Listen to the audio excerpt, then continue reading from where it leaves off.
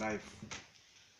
So I came here in June with my friend Peter through Hele Connection, and we had an exhibition, as Peter said, in Vaile.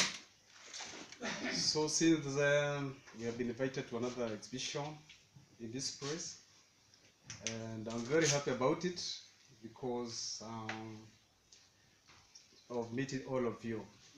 So how I started to paint, I was living with an artist. His name was Mage, Mika Mage.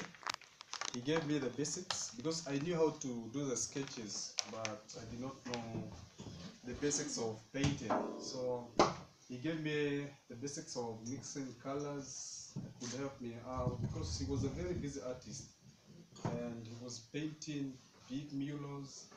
So he needed an assistance, of which I went there to help him out. And he was a very tough man because whenever I did it long, he was shouting at me, of which it was very good because now I got that basic. So I get inspiration from environment and our culture back in home. I mix it with creativity.